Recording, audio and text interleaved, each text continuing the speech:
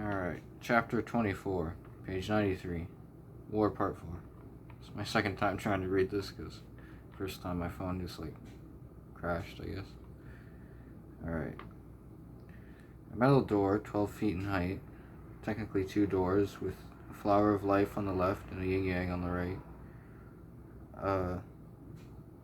The prince opened up the entrance to his eyes, shines tens of thousands of swords, axes, mallets, cannons, spears, and arrows, original and automatic. At least 50 different kinds of throwing knives, brass knuckles for chuckles, and poison darts.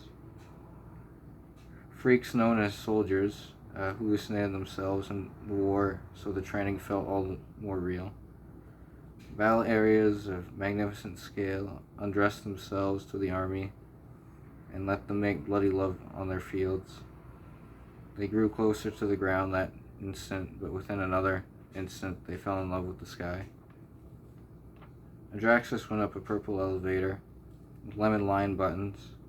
He was on his way up to Planning HQ to meet up with Samuel and Tartarus. Ding! The elevator doors open. The prince walks into a room that's better described as a worldwide map, but to replicate a room. The middle table was the magic palace, the Senate, the Republic, and the Empire, pieced out and ready, or prepared to be. Tartarus speaks. Prince, please you could join us.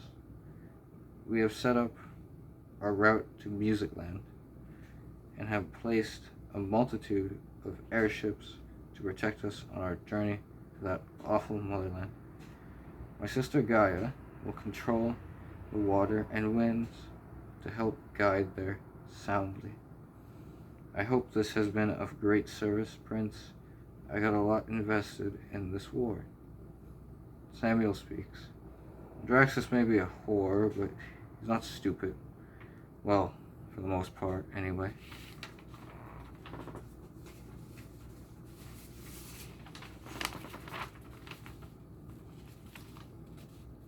The prince speaks. Oh, page 94. I have my moments of clarity, I guess. You could call it that. He then takes a swig of the whiskey he was carrying. Before saying this, it seems you two have it all sorted out. I'm going to the entertainment stage that was next to the main drinking hall. Beelzebub was performing a comedic set in all red, devil horns outfit with the tiny black pitchfork that held a studio mic. He had a big orange beard and even bigger hair. His neck held pounds of gold chains along with his wrists, but linked with square diamonds that ended with clocks. His sets were always the same, just pretty much a guy shouting about his passion for bloodlust and breaking china plates. All of a sudden, a light shines on Adraxus, and Beelzebub speaks. Adraxus, you piece of shit, get up here and say hi to your fucking army. I got 6 cannons fucking pointed at a poor village right now. If you do not come up here, I will shoot that fucking village. The crowd thunders their energy at the prince. Rah, rah, rah, thunder. Alright, fine, Bills. Come up. That's fucking right, he shouted. The red-covered man hands him the fork. My precious people of one's own being of Doom, that is your hearts. I wish upon accursed genie and lightning gods that our journey goes as peacefully as one can make war.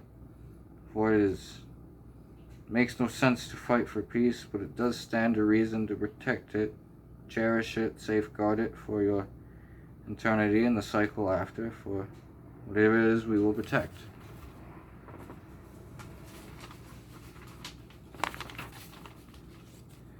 And we'll do so with love.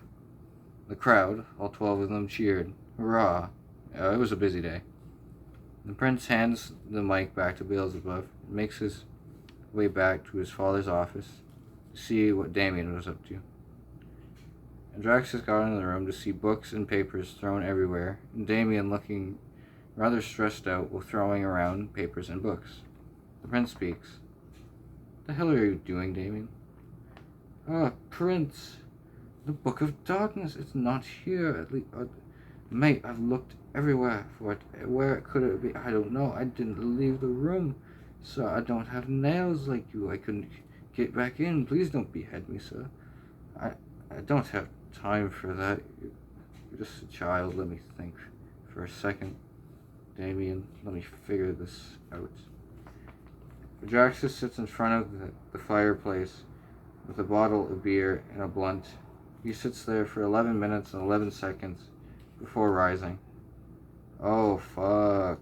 My bad, Damien. I took half a bottle of Bliss and fucking forgot like 3/4 of that at night. Shit.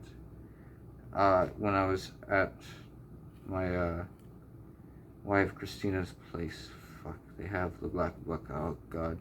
Hopefully Lily doesn't write me in a corner. She's kind of crazy like that.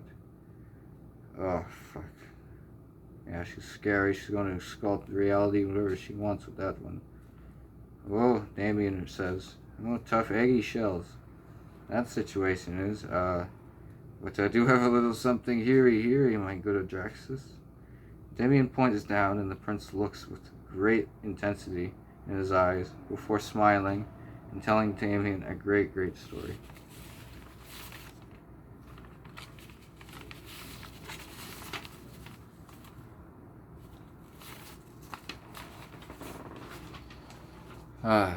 You might have just saved us with this one, Damien. Let me tell you a story of two great pals. Damien, alrighty, let me grab a glass of the best. He then grabs the cheapest bottle of vodka on the shelf. What can I say? I like my clear liquid. Haha. Okay. The prince speaks. They were horse trainers. Not very good ones, so they sold the horses to highest bidder.